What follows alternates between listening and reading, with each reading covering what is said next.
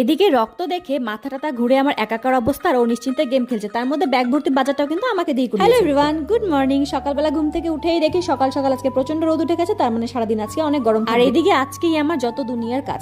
কালকে সেন্টার থেকে ফোন করে বলেছিল আজকে যেতে, তাই সকালবেলা ঘুম থেকে উঠে ভাবলাম আগে বাড়ির সমস্ত কাজ করে তারপরে বেরোবো, কারণ আমার বাইরেরও কিছু টুকটাক কাজ আছে। বারে বারে বাড়ি থেকে বের হওয়া সম্ভব না, তাই ভাবলাম একবারে বের হয়ে সব কাজ সেরে তারপরে আসবো। গিফটে আমি অনেক ভালো ভালো জিনিস পেয়েছি, তার মধ্যে পেয়েছিলাম অনেকগুলো নাইটি। আমি তো বেশ কয়েকটা বের করে নিয়েছিলাম, আর কয়েকটা ছিল, আজকে ভাবলাম এই দুটোকেও বের করে ফেলি। নাইটিগুলো দিয়ে ভালোই করেছে। আসলে কাউকে কিছু গিফট করলে সেটা যদি ব্যবহারই করতে না পারে তাহলে সেরকম গিফট দিয়ে কি লাভ হয় বলো। নতুন ড্রেসের গন্ধ আমার খুব বেশি একটা ভালো লাগে না, আর আজকে যেহেতু বাইরে সকাল সকাল রোদ উঠেছে তাই ভাবলাম এগুলোকে ধুয়ে দিই। জামা কাপড় ধোয়া, রান্না বান্না সমস্ত কাজ শেষ করে এখানে আমার সকালবেলা যেই সব খাবারগুলো থাকে সেগুলোকে একটু ঘুমিয়েছিলাম।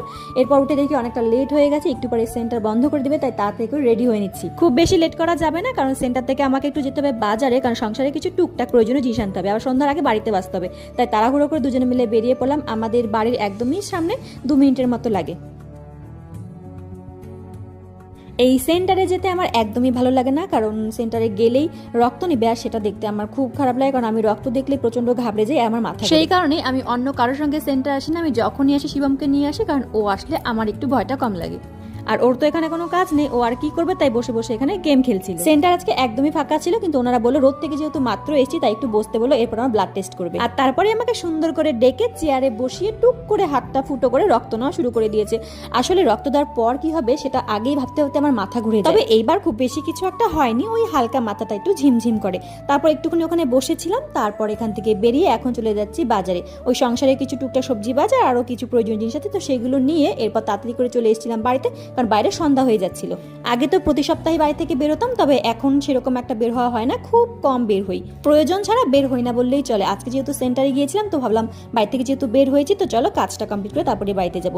আর বাইরে যা প্রচন্ড গরম ছিল, আসার পর একদম মুখ চুখ ঘেমে একাকার হয়ে গেছে। আজকে মলে গিয়ে দেখি প্রচন্ড ভিড়, তাই বেশি কিছু আনতে পারিনি, কিন্তু সকালে আমাদের ওটস দরকার, কারণ আমরা এখন সকালবেলা ওটসের চিল্লা না হয় খিচুড়ি এগুলোই খাচ্ছি, কারণ সবসময় একই রকম খাবার খেতে ভালো লাগে না, তাই একটু মাঝে মধ্যে চেঞ্জ করে দিই।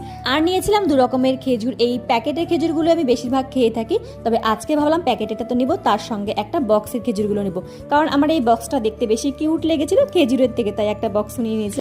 এরপর আমার মাথার সাইজের একটা তরমুজ নিয়েছিলাম। তরমুজের এখন সিজন না, কিন্তু আমাদের বাড়িতে কিন্তু প্রায়ই তরমুজ আনা হয়, কারণ আমি, শিবম আর আমার শ্বশুরমশাই 3 জনে কিন্তু তরমুজ খেতে ভীষণ পছন্দ করি। আর এই তরমুজ কেনার সময় মাথার মধ্যে একটাই টেনশন থাকে যে উপর থেকে দেখতে তো খুব সুন্দর লাগছে, ভিতর জানি না কেমন হবে। রাতে ঘুমোতে যাওয়া থেকে শুরু করে সকালে ঘুম থেকে ওঠা পর্যন্ত এই একটাই টেনশন, আজকে কি রান্না করবো। তাই কালকের জন্য নিয়ে এসেছি ফুলকপি, কারণ সকাল সকাল তাহলে আর কোনো টেনশন থাকবে না রান্না করার। আর এখানে নিয়ে এসেছিলাম ডাসা ডাসা বড় বড় দেখি কিছু মৌসম্বি, যেটা আমার রোজ লাগে। তার সঙ্গে এনেছিলাম